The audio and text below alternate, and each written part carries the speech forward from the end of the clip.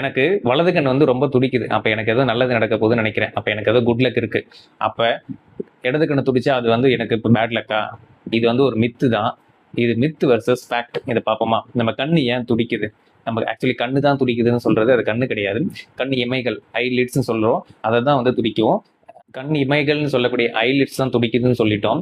அது என்ன muscles involve ஆகுது அப்படின்னா, அது வந்து ஆர்பிகுலாரிஸ் ஆக்குலிஸ் அப்படிங்கிற ஒரு மசில்ஸ் தான் வந்து இன்வால்வ் ஆகுது. இந்த ஷேப்ல இருக்குல்ல, இந்த இடத்துல இருக்கிறது தான் வந்து ஆர்பிகுலாரிஸ் ஆக்குலிஸ் மசில்ங்கிறது வந்து இதுதான் வந்து நம்ம கண்ணை துடிக்க வைக்கும். இதுக்கு என்ன காரணம் அப்படின்னா மெயினாக லேக் ஆஃப் ஸ்லீப், தூக்கம் இல்லை, அப்புறம் ஸ்ட்ரெஸ்ஸு, அப்புறம் ஆன்சைட்டி, அதுக்கப்புறம் டூ மச் ஸ்க்ரீன் டைம், அதிகமாக ஃபோன் பார்க்குறது, எதாக இருந்தாலும் சரி, டிவி பார்க்குறது, சிஸ்டம் யூஸ் பண்ணுறது, எதாக இருந்தாலும் ஸ்க்ரீன் டைம். டீ காஃபி அதிகமாக குடித்தாலும் ஐலிட்ஸ் ட்விச்சிங் நடக்கும். ட்ரை ஐஸ் வந்துச்சுனாலும் இந்த கண்ணிமைகள் வந்து துடிக்க ஆரம்பிக்கும். இது வந்து துடிக்கிறது வந்து செகண்ட்ஸ்லேருந்து மினிட்ஸ் வரை துடிக்கும் ஸ்டார்டிங். அதுக்கு மேலே போச்சு அப்படின்னா, நாள் முழுக்க துடிக்குது அப்படின்னா, பெயினோட இருக்கு அப்படின்னா கண்டிப்பாக ஹெல்த் கேர் ப்ரொஃபஷனலை வந்து நாடுறதுல தப்பு கிடையாது. ஏன்னா அது விஷனை பாதிக்கிறதுக்கான சான்சஸ் நிறைய இருக்கு.